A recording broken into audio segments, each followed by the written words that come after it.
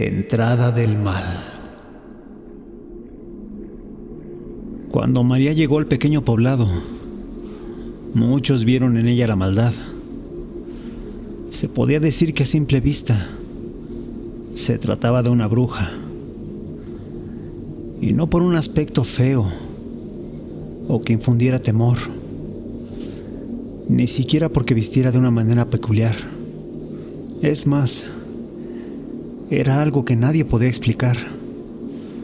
Sin embargo, muchos sentían cómo de ella emanaba la maldad. Se estableció en una casa vieja que quedaba donde terminaba la población. Desde ahí empezó a ofrecer sus servicios de curandera, de partera. Cualquier problema de salud o de amor, María lo resolvía. Muchos eran los que acudían a los servicios de María, pero también muchos los que no gustaban de aquella mujer, y más aún porque después de su llegada empezaron a pasar cosas extrañas en el pueblo. Aquellas personas que tenían los mejores cultivos o las mejores aves de corral, poco a poco se les acabó la suerte. Sus animales y sus siembras sin razón aparente empezaron a morir.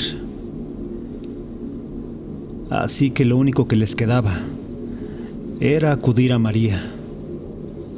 Por unas pocas monedas, ésta hacía un conjuro, y tanto sus cultivos como sus animales volvían a ser los de antes. María se volvió más importante que el mismo sacerdote. Nada se movía en aquel poblado sin la intervención de aquella bruja.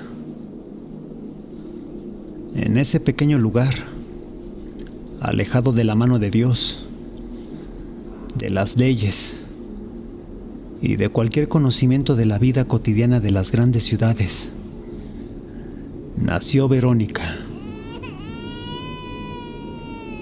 Su madre murió al dar a luz.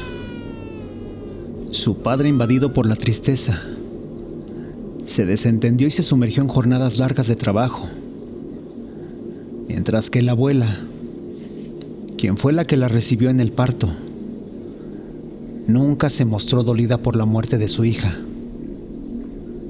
Le llegaron incluso a preguntar por qué no acudió con María para que la ayudara. Y ella respondía, con un halo de esperanza en el rostro, que la pequeña Verónica sería la que por fin vendría a salvar a todos de la maldad que azotaba al pueblo. Nadie entendía esas palabras. Muchos hasta llegaron a tacharla de vieja loca. Cuando la niña cumplió un mes de nacida, la abuela le regaló un gato pequeño. Lolo era su nombre, pero era tan raquítico que todos pensaban que no se criaría. El gato y la bebé empezaron a crecer a la par. La abuela era la encargada de alimentarlos y estar a su cuidado. Para la anciana no había más vida que estar al pendiente de ambos. Una tarde, la niña caminaba con su gato tranquila. Fue entonces que pasó lo inevitable. Se encontró frente a María. Esta, al verlos, lanzó un grito desgarrador, como si algo lo hubiese quemado por dentro. Era la primera vez que María y Verónica se veían frente a frente. La bruja María corrió, o más bien dicho, huyó a su casa lanzando maldiciones. Bien dicen que nada es casualidad en esta vida. Esa noche hubo una fuerte tormenta. Arrasó con todos los cultivos de la región. Muchos animales murieron por el frío y las inundaciones. Pero había una excepción. En casa de Verónica, la tormenta no dañó absolutamente nada. La abuela se despertó y sonrió al ver que todo estaba en calma. Sus animales y cultivos estaban en perfectas condiciones. No había duda. Aquella niña tenía una protección sobre aquella bruja. El tiempo pasó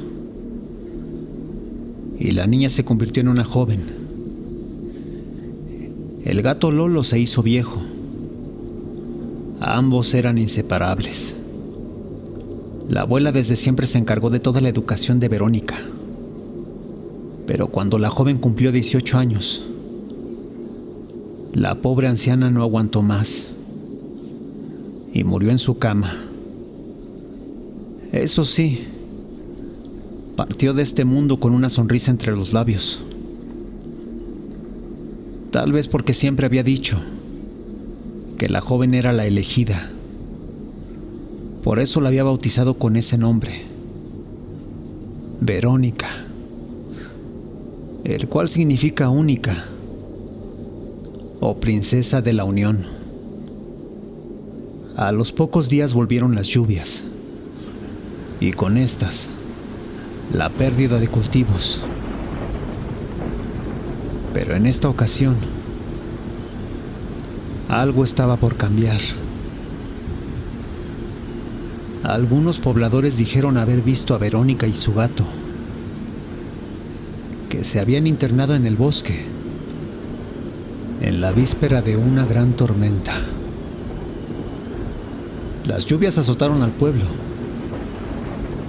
y unos días después, cuando todo estaba en calma, Verónica y su gato Lolo salieron de entre los árboles.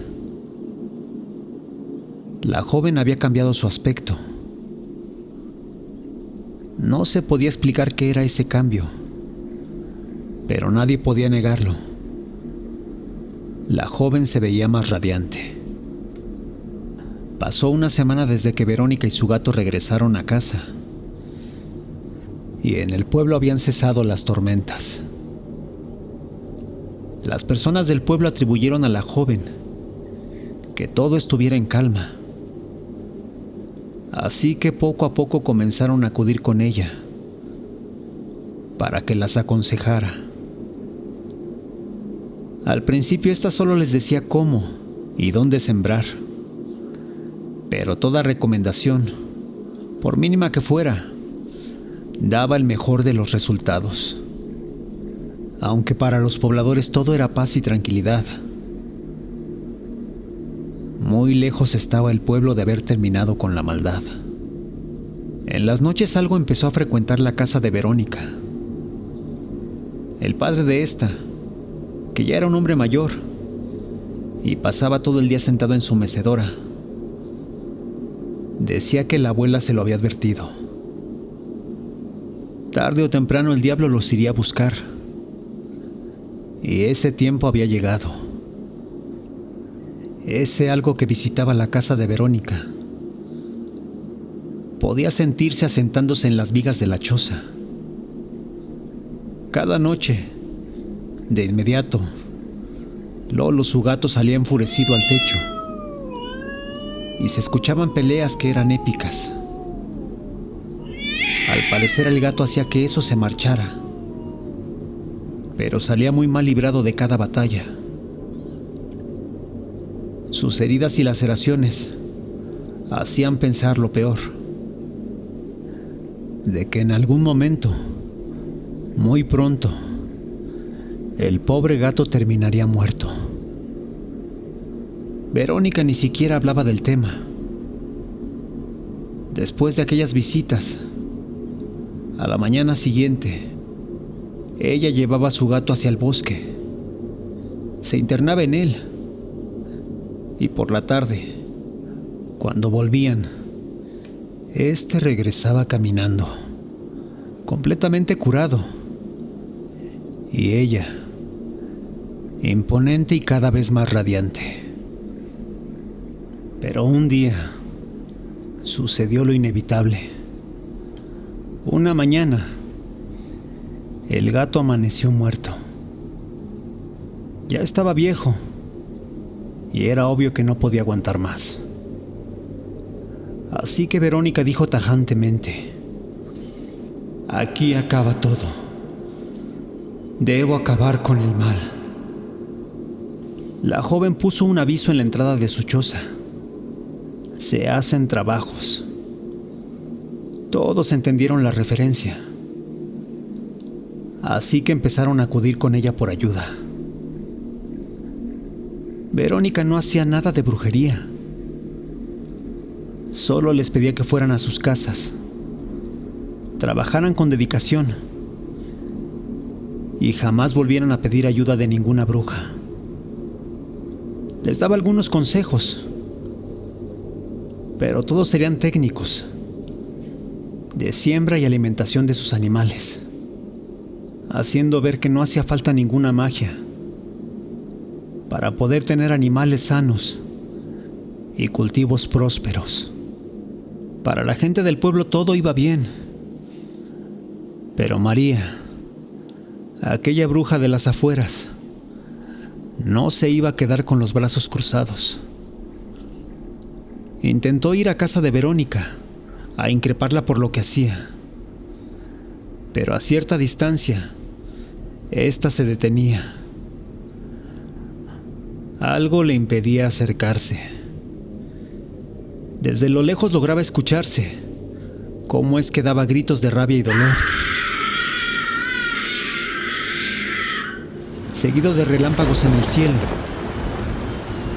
que ocasionalmente anunciaban alguna tormenta. Estas poco a poco fueron perdiendo fuerza. Los cultivos y animales de los pobladores fueron creciendo con el tiempo, y muy pronto la gente dejó de acudir tanto con María como con Verónica. Ya no necesitaban de ninguna de las dos curanderas. El tiempo pasó y Verónica envejeció en aquel poblado. Aunque nadie la consultaba, todos en el pueblo la respetaban. Y María, la bruja de las afueras, simplemente desapareció. Una mañana, ya no estaba en su casa. Había perdido el poder que le daba a la gente al creer en sus soluciones. Para muchos esto es un simple cuento de brujas, pero para quienes nos criamos en aquel poblado, aprendimos que no debemos rendirle pleitesía al mal.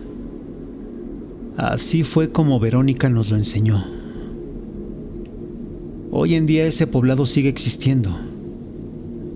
No llega ni siquiera la luz eléctrica, pero sus pobladores saben que el mal solo entra si nosotros lo dejamos pasar.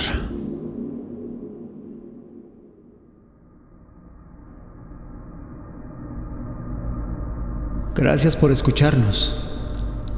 Si te gustó lo que has oído, te pedimos nos regales un like, te suscribas y compartas. Esto fue Radio Caníbal.